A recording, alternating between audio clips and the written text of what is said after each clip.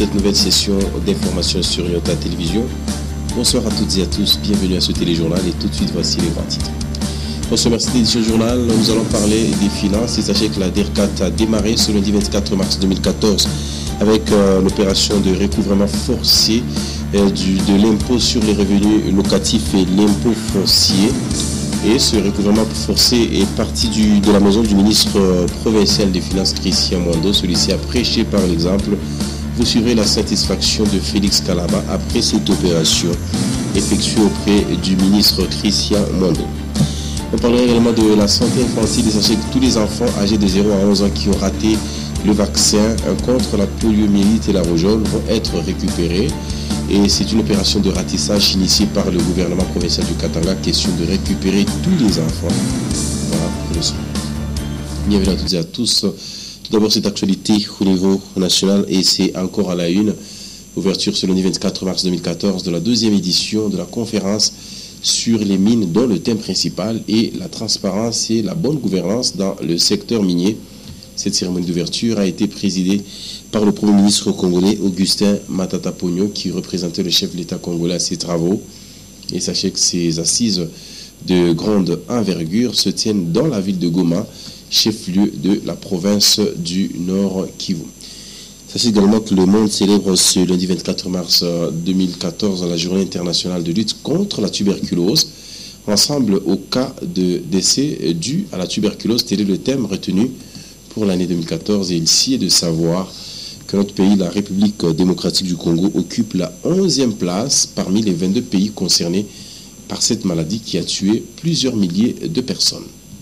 Santé toujours, et je l'ai annoncé en titre, les enfants âgés de 0 à 10 ans vont non vaccinés contre la rougeole et la poliomyélite bénéficient d'une mesure de grâce et leurs parents donc peuvent les faire vacciner aux zones de santé les plus proches et cela gratuitement.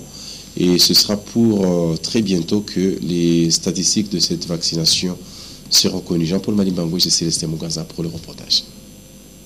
L'heure est à la récolte des données statistiques des enfants vaccinés. Au Katanga, l'opération est organisée par le programme élargi de vaccination et ce, par rapport au nombre des enfants attendus. Quant au déroulement de la campagne, les premières estimations provisoires démontrent que la vaccination n'a pas connu beaucoup de difficultés à cause de la promptitude des parents qui ont amené leurs enfants dans différents sites de vaccination. Quelques perturbations liées à l'insécurité ont été enregistrées à l'intérieur du Katanga et des mesures de récupération des enfants non vaccinés sont déjà envisagées. Oui, la vaccination s'est bien passée pour tous les parents. Qui ont des enfants qui n'ont pas été vaccinés, nous leur demandons d'aller fréquenter les sites de vaccination les plus proches parce que nous avons approvisionné tous les sites de vaccination en vaccins pour que nos enfants puissent accéder à cet intrant. Selon certains spécialistes, la réussite de la campagne de vaccination contre la rougeole et la poliomyélite serait aussi due à l'implication de plusieurs partenaires, y compris le gouvernement congolais. Et je le disais en titre, impôt foncier et impôt sur les revenus locatifs, c'est aujourd'hui, lundi 24 mars 2014, qu'a commencé l'opération de recouvrement forcé. Et Félix Kalaba, directeur provincial de la DERCAT, était en avant-plan pour aller commencer cette opération qui a débuté par la maison du ministre provincial des Finances, Christian Mwando, et celui-ci est en ordre. Une visite surprise qu'exprime Félix Kalaba dans ce reportage signé Évariste Patrick Kaboto. Officiel, tel que promu, le recouvrement forcé effectif de l'impôt foncier ainsi que de l'impôt sur le revenu locatif a démarré ce lundi 24 mars 2014. Bailleurs, propriétaires des concessions et maisons sont sommés sans délai de payer ces impôts. L'équipe de stagiaires chargée d'identifier et de recouvrer était déjà déployée sous terrain. Le premier à être contrôlé, Christian Mwando Simba Kabulo lui-même. Ce contrôle de ces deux impôts sur Christian Mwando, ministre des Finances, se révèle positif. Prêchant par l'exemple, il exhibe toutes les preuves de paiement. Le responsable du service d'assiette provincial, Félix Kalaba, salue ainsi de vive voix le fait de voir un ministre s'acquitter de son devoir civique. Je me suis dit, nous allons surprendre Monsieur le ministre des Finances à son domicile pour commencer par lui. Et on s'est dit, On ne savait pas s'il était nécessairement en ordre, mais nous sommes agréablement surpris que le ministre des Finances soit en ordre non seulement pour sa résidence, mais il a eu aussi la gentillesse de faire de même pour la résidence de ses parents, ce qui est un bel exemple à suivre. Le responsable des districts d'Erkat Lubumbashi, François Mayani, et son équipe sont donc souterrains pour que tous les propriétaires des concessions et maisons ou bailleurs s'acquittent des impôts fonciers ainsi que des impôts sur les revenus locatifs. Et de son côté, le ministre provincial de l'Intérieur, Juvenal Kitungwa Lugoma, a réuni dans la salle Antanchi de l'hôtel de ville les chefs de groupement de Kaponda ainsi que de Shindaika. Objectif, leur annoncer les nouvelles dispositions en matière de gestion d'une entité administrative et surtout confirmer la suspension du chef Shindaika. Edouard Kankou, reportage. C'est pour communiquer les nouvelles dispositions en matière de gestion d'une entité administrative que le ministre provincial de l'Intérieur, Sécurité, Décentralisation et Affaires coutumières a réuni les chefs des groupements Kaponda et Shindaika ce lundi 24 mars 2014 dans la salle Antonchi de l'hôtel de ville. Les notables et les sujets du groupement Shindaika ont désavoué leur chef et mesurent que par son départ. De leur côté, les membres de l'Alliance des chefs coutumiers du Haut-Katanga ont soutenu leurs collègues et ont fait savoir que les notables n'ont pas le droit de déchoir un chef coutumier encore vivant. Après avoir entendu les uns et les autres, Juvenal Kitungwa Lugoma, dans ses attributions relatives aux affaires coutumières, a tranché. Désormais, le chef Shindaika est suspendu. Parmi les griefs retenus à sa charge, la désertion de son village et le fait d'avoir élu domicile à Lubumbashi, la vente illicite de concessions à vocation agricole et surtout son implication dans l'assistance des mouvements insurrectionnels. En attendant la décision du Conseil de sécurité, c'est le secrétaire administratif du groupement Shindaika qui gère par intérim. Ont été associés à cette réunion le commissaire des districts du Haut-Katanga, l'administrateur du territoire de Kipushi et le chef de division de l'Intérieur. Et on va à présent parler justice militaire pour dire que le procès des bandits à main armée qui opéraient dans plusieurs quartiers résidentiels de la ville de Lubumbashi a eu lieu encore ce lundi 24 mars 2014. Et sachez que le tribunal de Lubumbashi a auditionné les victimes et la bande à Kachala Billy Chamala John a ainsi comparu devant les victimes sur qui ils ont commis des actes de viol et autres formes d'agression. Suivez cet élément de reportage.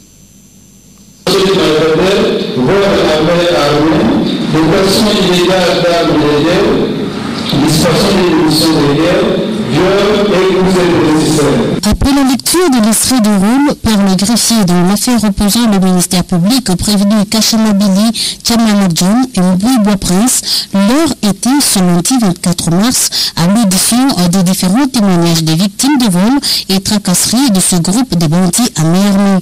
Si j'ai réussi à l'identifier plus tard, c'est par rapport aux différents tatouages qu'il a sur son corps, notamment son nom qui est tatoué sur son bras. Nous nous sommes touchés et comme l'un d'entre nous avait traîné un peu le pied, il y a l'autre qui l'a brutalisé, qui lui a donné un coup et qui lui a demandé «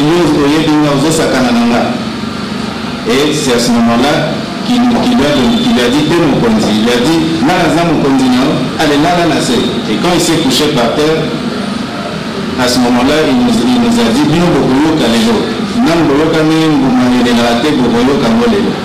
Et c'est à ce moment-là qu'il a donné un coup de pied dans le flanc de celui qui était couché juste à côté de moi. Et au moment où il lui donnait le coup de pied, il y a 2 coups de feu qui sont partis. Sur l'instruction du magistrat capitaine Simpliski Kouniki Mpamba, l'on a remarqué l'absence d'une montre de l'une des victimes, alors qu'elle faisait partie des objets saisis, lesquels devaient être présentés devant le tribunal militaire des garnisons de Lubumbashi. Pour rappel, ces accusés opéraient dans plusieurs quartiers de la ville de Lubumbashi et ils ont été arrêtés en pleine opération dans la commune de Kamalundo. Et c'est une double cérémonie qui a vécu le samedi 22 mars dernier dans l'enceinte de l'Institut supérieur de techniques appliquées Ista Lubumbashi. Tout d'abord, le directeur général de cette institution, Emile Mutundakoj, a procédé à la pose de la première pierre pour la construction de 3 nouveaux auditoires. C'était avant de remettre officiellement le bâtiment abritant les bureaux administratifs de cette institution au quartier CRA. Suivez cet élément de reportage pour des plus amples précisions. L'ingénieur Émile Mutunda-Koje et les membres de son comité de gestion sont plus que déterminés à écrire une nouvelle page de l'histoire de l'Institut supérieur des techniques appliquées ISTA Lubumbashi. Au bout seulement de 2 ans et demi d'existence en tant qu'institution autonome à Lubumbashi, l'ISTA a déjà sa propre concession sur laquelle des auditoires sont en cours de construction. Et ce samedi 22 mars 2014, il y a eu dans la concession du quartier CRA la pose de la première pierre pour la construction de 3 nouveaux auditoires. Pour la circonstance, autour du directeur général Émile Mutunda-Koje et du secrétaire général académique Claude Alota, le personnel académique et administratif de l'institution, y compris les étudiants qui ont tenu à assister à cette cérémonie. Un début de travail qui a été consacré entre les mains du Très-Haut pour son aboutissement heureux. Puis ça n'est suivi immédiatement après la coupure du ruban symbolique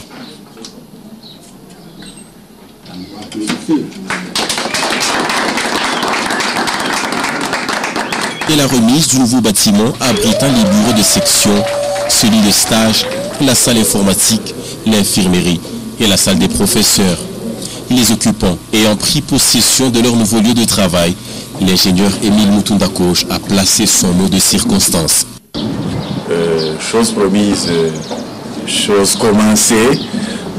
Dans notre conversation de la fois passée, nous avions annoncé le début des travaux d'érection du nouveau bâtiment. C'est un petit bâtiment, mais petit poisson deviendra grand et petit oiseau peut voler. Le tout s'est donc achevé en toute convivialité et un vibrant appel a une fois de plus été lancé aux personnes physiques ou morales désireuses d'apporter leur pierre à l'édifice de l'Institut supérieur des techniques appliquées, ISTA Lubumbashi. On va rester dans le domaine de l'éducation pour dire qu'inauguré au mois de mai dernier, le complexe scolaire Chris Novik Alpha a raflé le trophée de la 5e édition Poul Malebo dans sa phase préliminaire. Et cette compétition interscolaire a mis aux prises 15 écoles de la ville de Lubumbashi. C'était au bâtiment du 30 juin. Des plus amples précisions dans ce reportage de Janine Mboucho. Complexe scolaire Chris Novik Alpha est sacrée championne de la 5e édition Poul Malebo, phase préliminaire du Katanga. Elle s'est distinguée par sa prestation dans cette prestigieuse compétition interscolaire à laquelle plusieurs écoles de Lubumbashi ont participé. Les épreuves ont porté sur la dictée, le théâtre,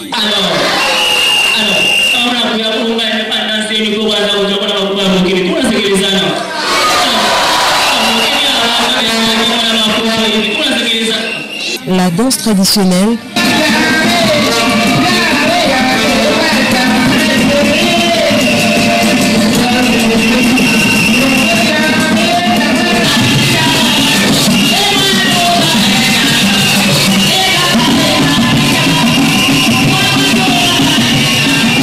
la déclamation de poèmes,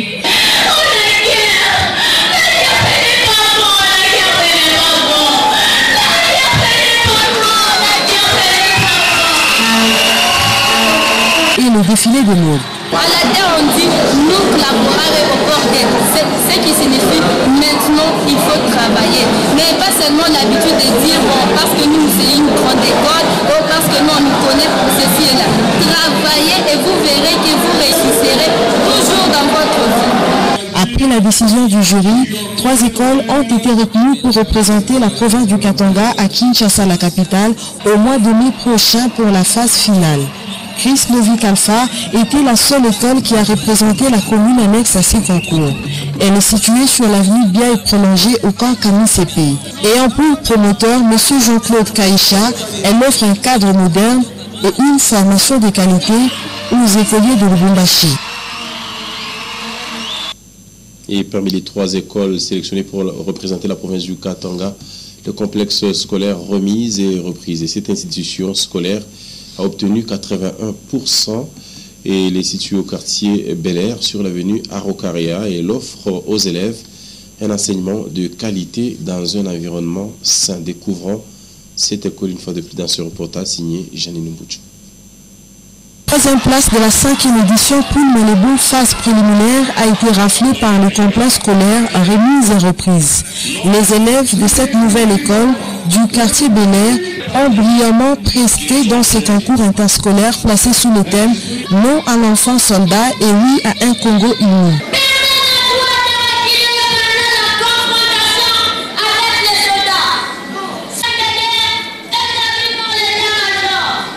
troisième école est qualifiée d'office. Il s'agit du complexe scolaire remise. Nous allons défendre les Katanga de Chassa. C'est une grande satisfaction parce que le fait d'être il y a 6 mois, nous c'est vraiment une déception. Les secrets d'abord c'est la bénédiction parce qu'il y a les bénédictions, formation et discipline. Chez moi, il y a l'enseignement de qualité. Nous faisons toute la reconstruction, nous envoyons tout dans le plan de l'État parce que, vous voyez, cette école, c'est une école moderne de type A, ici au Katanga. Mais il faut que tout le monde fasse la même chose. C'est ça la reconstruction. L'année prochaine, que tous les parents viennent avec leurs élèves à l'école parce que ça, c'est très bien. Une école qui vient de naître il y a 6 mois et ça distingué. C'est pour dire que quand il y a 2 ans, ça sera grave. Ça sera extraordinaire. L'école remise et reprise organise les sections maternelles, primaires et scolaires avec plusieurs options. Elle dispose d'une caméra de surveillance pour plus de sécurité, d'une salle informatique, d'un préau et d'un espace de divertissement pour ses élèves. Bref, l'école remise et reprise située sur l'avenue Araucaria de la commune Kampemba répond aux normes d'un établissement scolaire moderne, chose qui justifie sa meilleure performance au concours interscolaire pour Malébo. Alors on va quitter le domaine de l'éducation. Sachez que le gouvernement provincial du Katanga a disponibilisé la machine de dragage à la mairie de Lubumbashi. Cela permet le curage de la rivière Lubumbashi. Et au terme de la visite d'inspection que le maire adjoint Clotilde Moutita a effectuée, le constat est encourageant car une bonne partie de cette rivière est déjà curée. Maurice Mazel, reportage. Après les inondations qui ont sinistré plusieurs Louchois qui ont construit leurs maisons dans les zones non à édificandi, le gouverneur de la province du Katanga, l'honorable Moïse Katumbi Chapwe, a disponibilisé une machine de dragage pour curer le lit de la rivière Lubumbashi. Depuis lors, le curage s'effectue chaque jour. Au jour le jour, les mauvaises herbes disparaissent et laissent assez d'espace au cours d'eau. Pour se rassurer du bon déroulement du curage, le maire adjoint Clotilde Moutita Kalunga, accompagné de quelques collaborateurs dont le responsable urbain de l'environnement, a effectué une visite d'inspection le long du cours d'eau. Sur place, le constat fait est qu'une grande partie de la rivière Lubumbashi, jadis envahie par les herbes aquatiques sauvages, est aujourd'hui complètement curée. La gigantesque machine poursuit sa randonnée. Le curage évolue étape par étape. À vue d'œil, elle progresse au loin en vue d'élargir le lit de la rivière Lubumbashi. Néanmoins, beaucoup reste à faire à la rivière Lubumbashi lorsque l'on sait que cela fait plusieurs années déjà que cette rivière a accumulé des mottes de sable et ordures ménagères au point où le lit de la rivière Lubumbashi s'est rétréci sensiblement. Si le curage peut se faire au quotidien, Lubumbashi sera à l'abri des inondations qui causent souvent la désolation chez les Louchoises et Louchois. Et on va à présent parler sport CAF Champions League, 8e de finale aller de cette compétition africaine. Le tout-puissant Robert Mazembe s'est produit il y a de cela 48 heures en Côte d'Ivoire face à l'équipe ivoirienne de COE. Et les Anglebertois ont perdu 1-2. Résumé de la rencontre avec Christopher Chita. Non, le résultat n'est pas décevant. Les supporters vont juger l'arbitre et je crois que nous devons nous préparer en conséquence. Et vous aviez vu qu'on avait un vrai penalty, 2 fois le vrai penalty, il a refusé. Mais ça c'est rien, nous venons de perdre et nous acceptons cette défaite. Mais je demanderai à la population, surtout aux supporters de Mazembe, de venir nous supporter leur équipe, passer les 2-1. C'est déjà un bon résultat à l'extérieur. Si c'était 2-0, c'était compliqué. Moïse Katumbi n'a pas forcément tort de plaindre l'arbitrage de Mohamed Farouk. L'Égyptien n'a pas daigné à accorder le moindre pénalty sur 2 contrôles de la main évidents dans la surface de réparation de CO Sport au tout-puissant Mazembe Anglébert. 2 situations qui auraient peut-être permis au tout-puissant de redresser la barre dans un match très difficile pour lui. Jusque-là peu efficace répondant aux abonnés absents, l'attaque de CO Sport frappe pourtant première à 9 minutes de la mi-temps. L'action part de la défense, le 1-2 dans le couloir gauche entre Okansei Mandela et Joseph Kameno débouche sur un centre tendu dans la surface de réparation de Robert Kidiaba. Joël Kimwaki loupe sa déviation au premier poteau et Assalé Roger, qui a bien suivi l'action, arrive premier sur le ballon et loge la balle au fond défilé juste devant Salif Koulibaly. 1-0, Mazembe et Medi. 43e minute, sur une incursion de Thomas Soulimwengu, comme il en a fait quelques-unes dans cette surface de réparation, Ouattara contrôle le ballon de la main, mais M. Farouk, pourtant bien placé, ne branche pas. 1-0, score à la mi-temps. La deuxième période commence un peu comme la première, mais à la 68e minute, c'est le tournant du match. Patrice Carteron monte Bwana Ali Samata en remplacement de Boateng utilisé comme milieu de terrain et Kalaba joue alors le meneur. Le Tanzanien prend le couloir gauche. 5 minutes plus tard, il monte tour à tour en milieu de terrain Ilungu Yassania et a Santé dans le couloir droit en attaque. Le tout-puissant prend alors un autre visage et menace de plus en plus le camp de CO Sport jusqu'à oublier de défendre. Il a fallu sur cette action un arrêt réflexe de Robert Kidiaba pour éviter la catastrophe. Mais le gardien congolais n'avait fait que repousser l'échéance. Mazembe ne change rien à sa manière, soucieux d'égaliser, continue à attaquer jusqu'à ce contrôle de la main dans la surface de réparation de Cédric Kouadio. Là aussi, M. Farouk ne siffle rien. On croit alors que l'arbitre égyptien a un problème avec les pénaltys. Mais une minute après, il en accorde un aux Ivoiriens. Pénalty transformé par Kwame Kofi Christian. Nous jouons la 45e minute.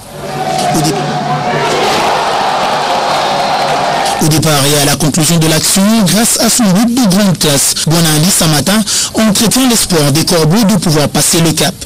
Il joue très rapidement un coup franc, ensuite est servi en dernier par Ilungu Yassania Patrick et décroche une frappe de plus de 20 mètres.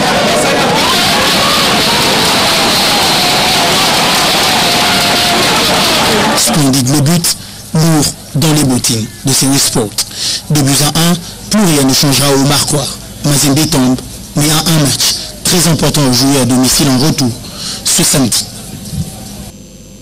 Voilà, rendez-vous donc à prendre samedi prochain ici dans la ville de Lubumbashi. À présent, la rubrique Femmes sous les projecteurs. Madame Linda Lukalou s'est entretenue avec une autre dame, elle s'appelle Gisèle Ngungwa. Suivez cet entretien.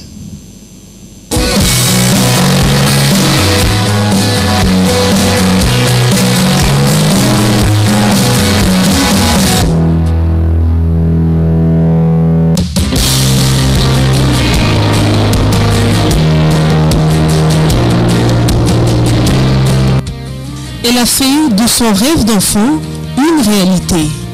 Avocat de profession, Maître Gisèle Ngungwa est mariée et mère de famille. Elle a fait ses études à Kinshasa, puis à Lubumbashi et obtint son diplôme de licence en droit à la faculté de droit de l'université de Lubumbashi. Durant son parcours, elle a exercé une autre profession que celle à laquelle elle s'est dévouée durant toute sa vie. Au dehors de cette profession, j'ai eu à exercer pendant un bout de temps comme journaliste. C'était à l'époque à la radio Mosaïque. C'était d'ailleurs l'unique radio à caractère privé qui existait dans la ville de Lubumbashi. Et entre-temps, j'étais journaliste, mais même moment, j'étudiais à la faculté du droit.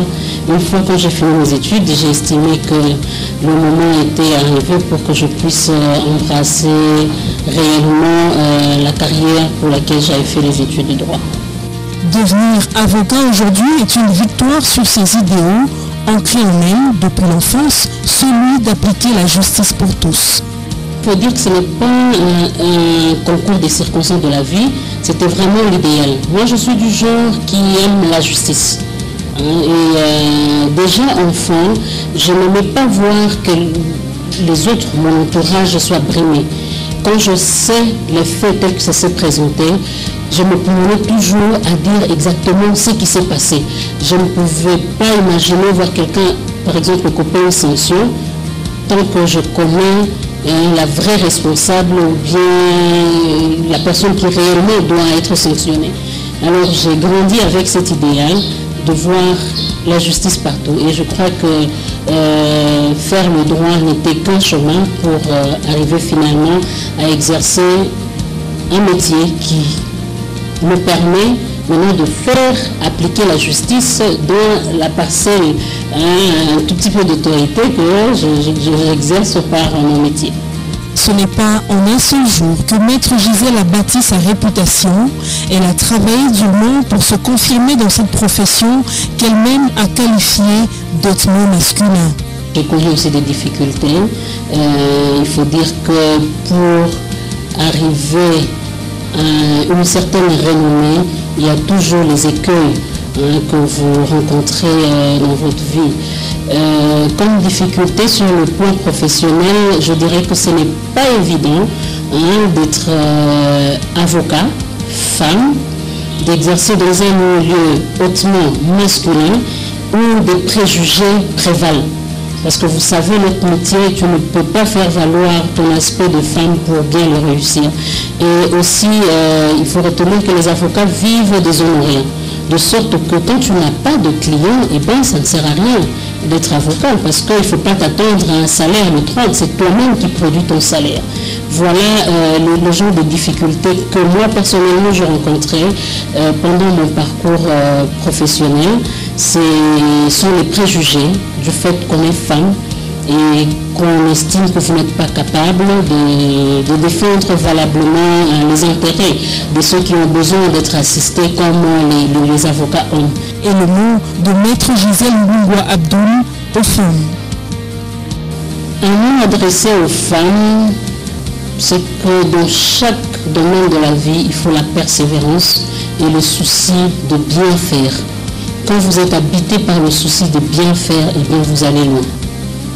Et la personne qui veut bien faire est toujours persévérante dans toute tâche qu'on lui confie, petite soit-elle. Quel que soit le domaine dans lequel elles exercent, qu'elles soient infirmières, femmes maraîchères, qu'elles soient femmes commerçantes, qu'elles soient femmes de politique, qu'elles soient femmes de justice, bref, c'est la persévérance et le souci de bien faire.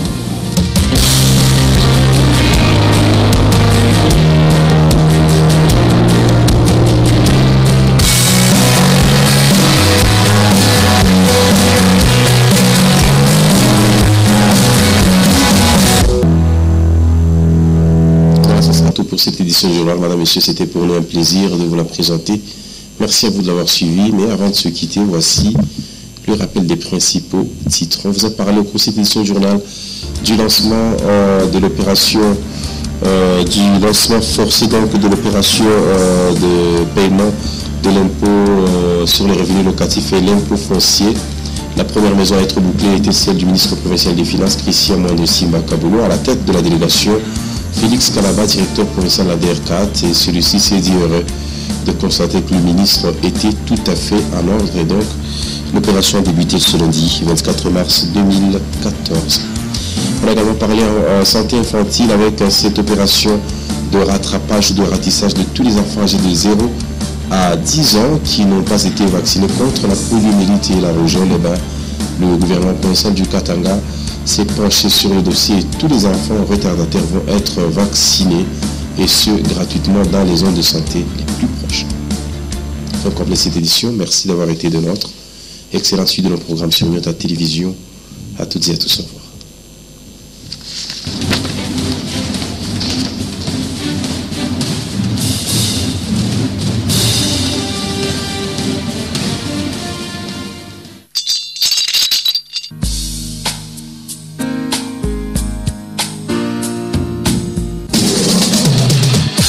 Musicale, voice track, gestion publicitaire, Nyota FM et un support technique, c'est sur Nyota.